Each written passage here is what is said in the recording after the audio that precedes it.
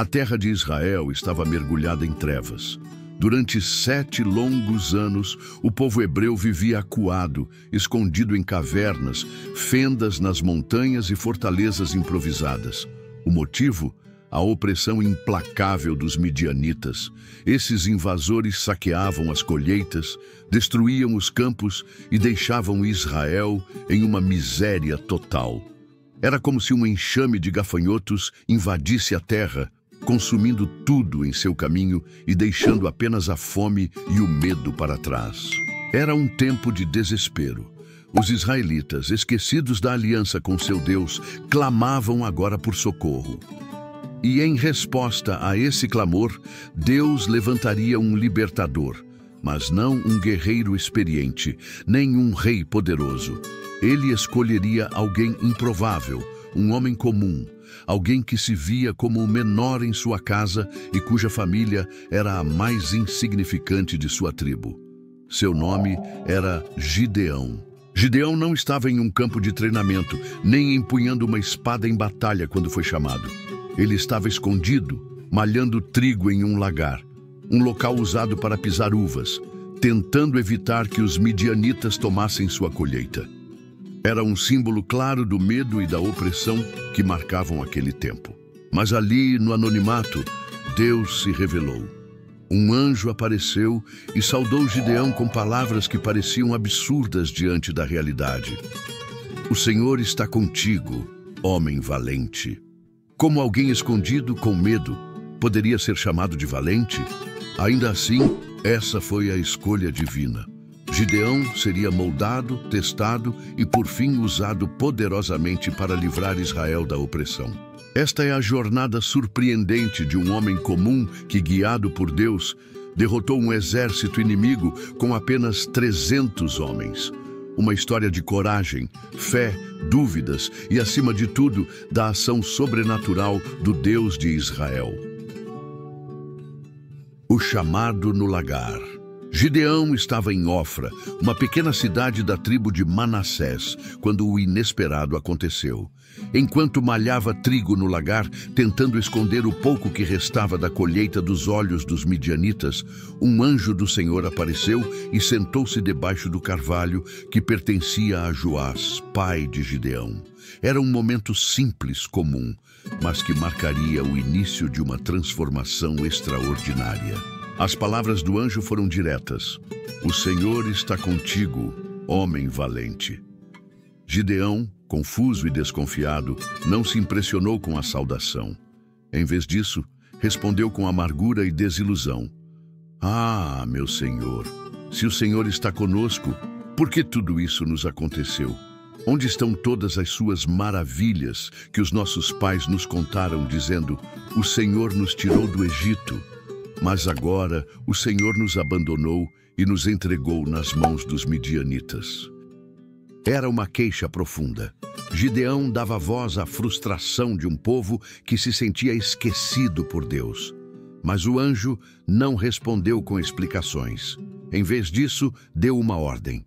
Vai nesta tua força e livra a Israel das mãos dos midianitas. Por acaso não sou eu quem te envia? O chamado era claro, mas Gideão hesitou. Ele olhou para si mesmo e viu apenas fraqueza e insignificância. Ah, Senhor, como posso libertar Israel? Minha família é a mais pobre em Manassés e eu sou o menor na casa de meu pai. Mas Deus, como tantas vezes nas Escrituras, não se baseia na força humana para cumprir seus propósitos. Ele respondeu com uma promessa. Eu estarei contigo, e você derrotará os midianitas como se fossem um só homem. Gideão, ainda desconfiado, pediu um sinal. Queria a certeza de que era de fato o Senhor quem falava com ele. Preparou uma oferta, um cabrito e pães sem fermento, e os colocou sobre uma rocha. O anjo tocou a oferta com a ponta do cajado, e fogo saiu da rocha, consumindo completamente a carne e os pães. Então o anjo desapareceu. Diante disso, Gideão ficou tomado de temor. Ah, Senhor Deus, viu o anjo do Senhor face a face, mas o Senhor o tranquilizou. Paz seja contigo, não temas, não morrerás. E ali, naquele lugar, Gideão construiu um altar ao Senhor e o chamou de "O Senhor é Paz", Yahweh Shalom. Esse momento marcaria a virada na vida de Gideão. Ele ainda não era um herói, ainda sentia medo, ainda carregava dúvidas. Mas agora sabia que tinha sido chamado por Deus, e isso mudava tudo. A primeira missão, destruindo os altares de Baal.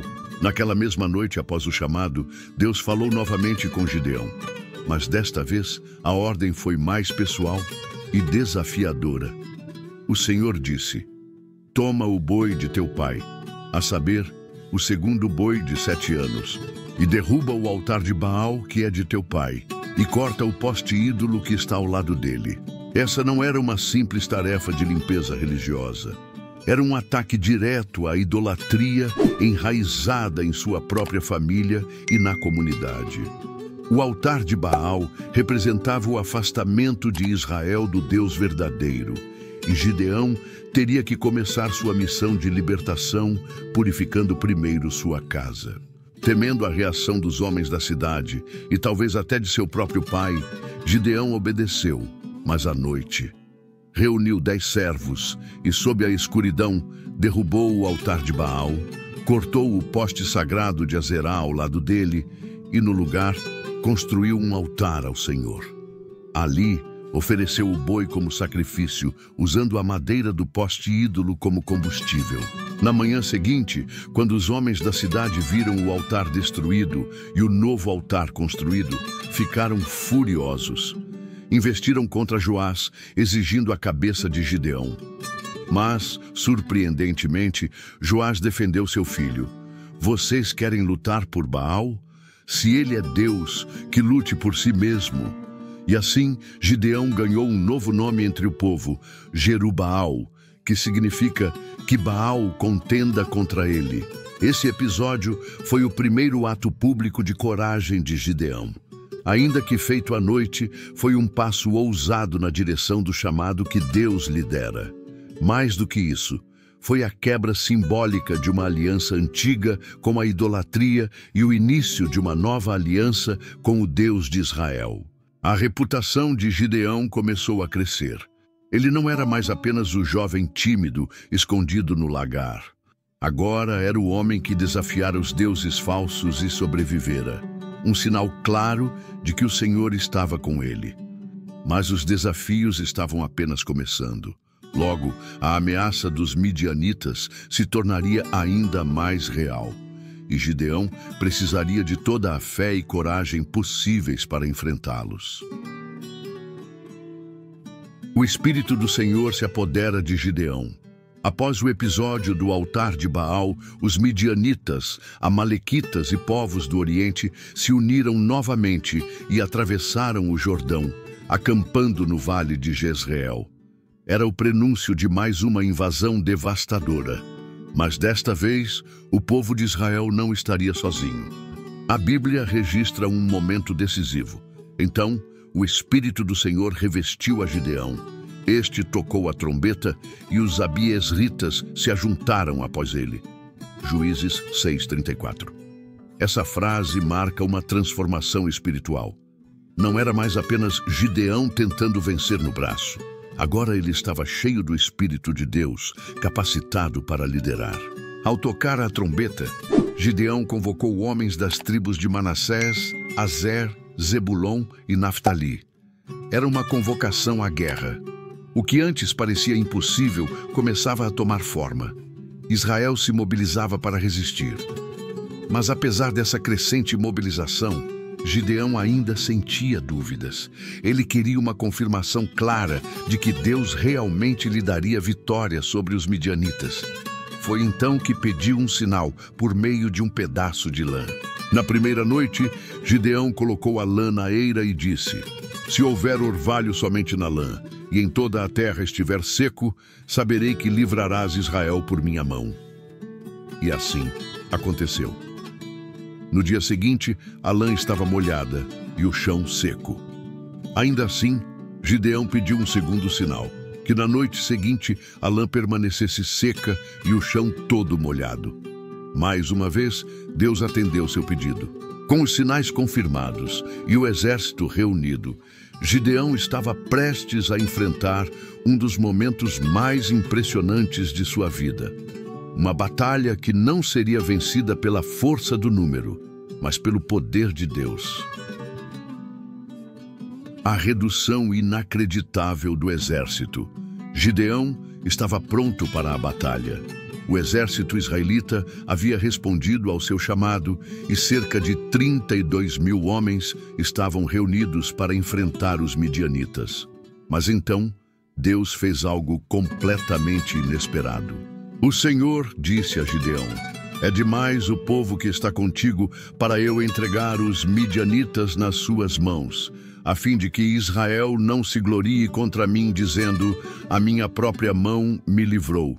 Juízes 7:2. Deus sabia que se a vitória viesse com um grande número de soldados, o povo atribuiria o triunfo à própria força, e não ao poder divino. Por isso, ele ordenou que Gideão enviasse para casa todos os que estivessem com medo. E 22.000 homens deixaram o acampamento, restando apenas 10.000. Ainda assim, Deus achou aquele número alto demais. Então, mandou Gideão levar os soldados até um riacho para beberem água. A maneira como os homens beberiam serviria de teste. Aqueles que lambessem a água com a mão, como quem está alerta e vigilante, seriam escolhidos. E o número surpreendeu. Apenas 300 homens passaram no teste. O exército de Gideão foi reduzido de 32.000 para apenas 300 soldados. Era uma decisão absolutamente contraintuitiva. Nenhum estrategista militar recomendaria reduzir o exército diante de um inimigo muito maior e mais bem armado. Mas essa não era uma guerra comum. Era uma batalha onde o propósito principal era revelar o poder de Deus. Esses 300 homens não eram guerreiros de elite. Eles foram escolhidos com base em um simples gesto de atenção e prontidão. Isso nos mostra que o critério de Deus é diferente do critério humano. Ele não precisa de números ou força. Ele precisa de corações dispostos. Naquela noite, Deus prepararia Gideão de uma forma ainda mais poderosa. Antes de atacar, o Senhor disse ao líder de Israel: "Se ainda temes atacar, desce tu com teu moço Purá ao arraial." Juízes 7:10. Gideão obedeceu. Ele desceu sorrateiramente até o acampamento dos midianitas e ouviu 2 soldados inimigos conversando. Um deles contava um sonho em que um pão de cevada rolava e destruía uma tenda. O outro interpretava dizendo que aquilo era a espada de Gideão, que Deus entregaria os midianitas em suas mãos. A confirmação vinda da própria boca dos inimigos fortaleceu ainda mais a fé de Gideão. Ao retornar ao acampamento, ele se prostrou e adorou a Deus. A batalha estava prestes a começar, e ela seria vencida não com espadas afiadas, mas com trombetas, cântaros e tochas. A vitória de Israel estava próxima e seria absolutamente memorável. A vitória mais inusitada da história.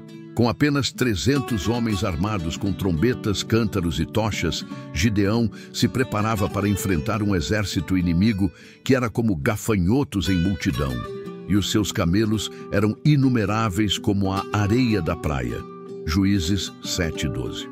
Humanamente falando, era impossível vencer. Mas essa era exatamente a situação que Deus queria. Uma vitória que só poderia ser explicada por intervenção divina. À meia-noite, no momento em que os inimigos estavam mais vulneráveis, divididos entre o sono e a escuridão, Gideão e seus homens se posicionaram ao redor do acampamento midianita. Eles não portavam espadas, cada um carregava uma trombeta em uma mão e um cântaro com uma tocha acesa na outra.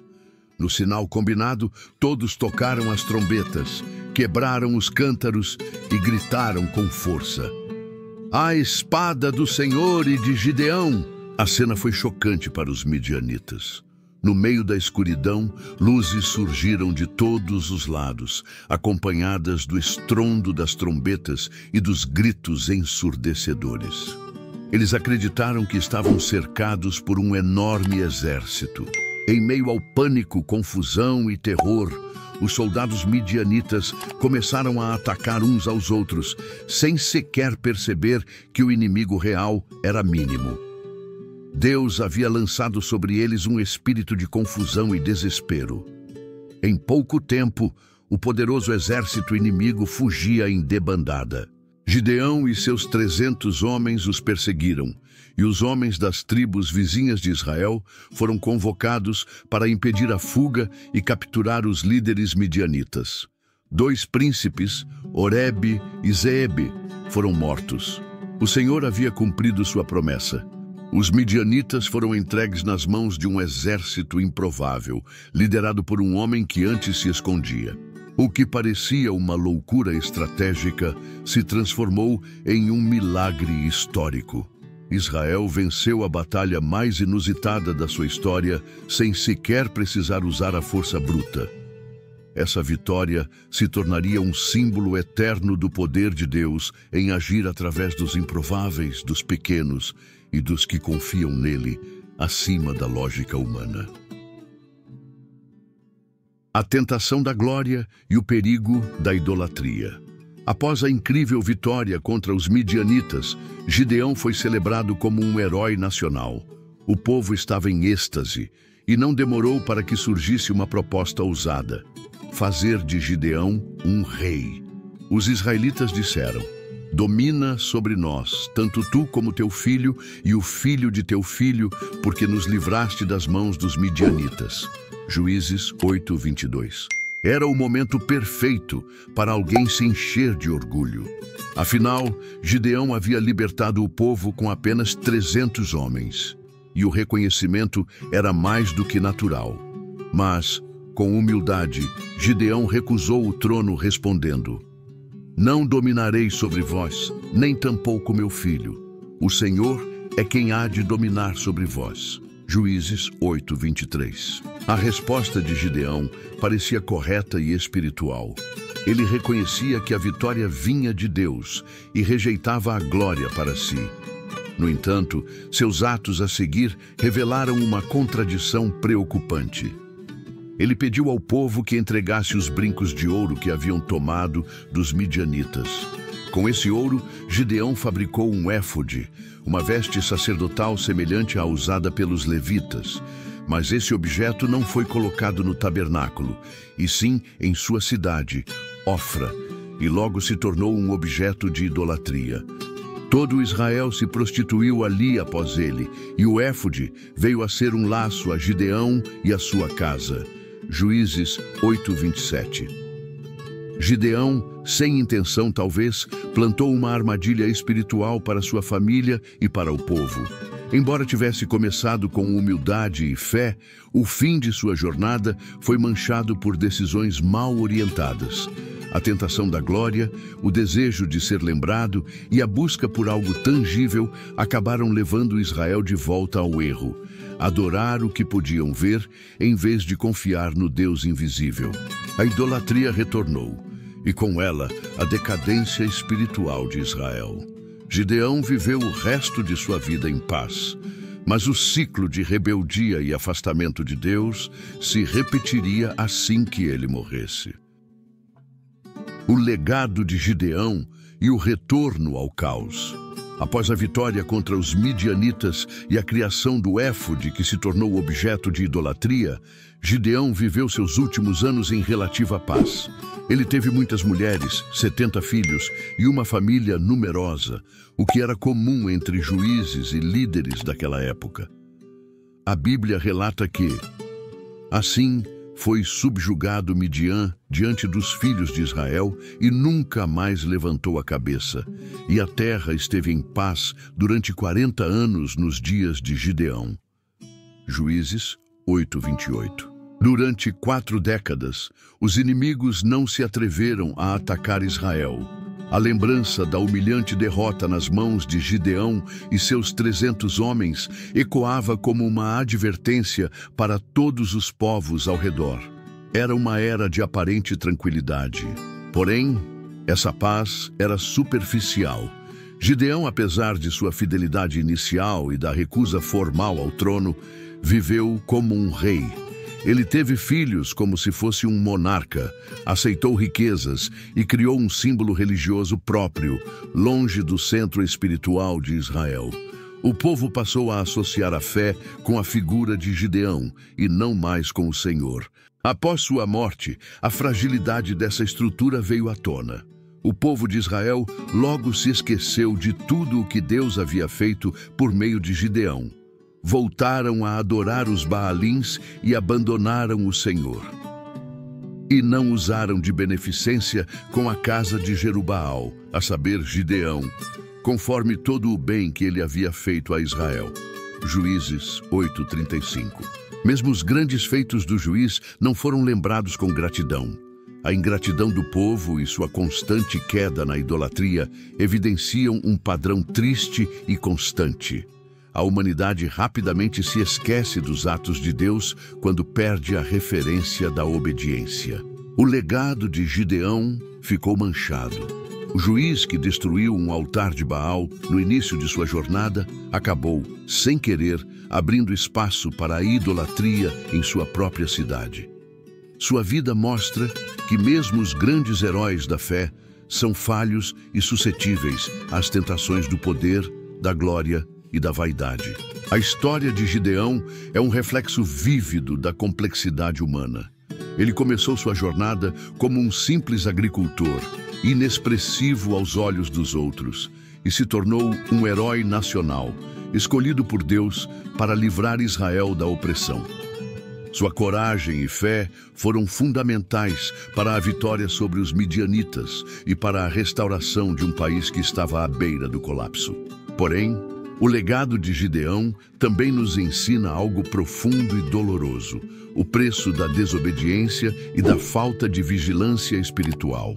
Embora Deus o tivesse chamado para libertar o povo, a idolatria e o orgulho rapidamente corromperam sua liderança. A falha em resistir a essas tentações gerou consequências e o povo de Israel, ao longo do tempo, se afastou de Deus. O erro de Gideão foi acreditar que sua vitória era fruto de sua própria força e inteligência, e não um ato de graça divina.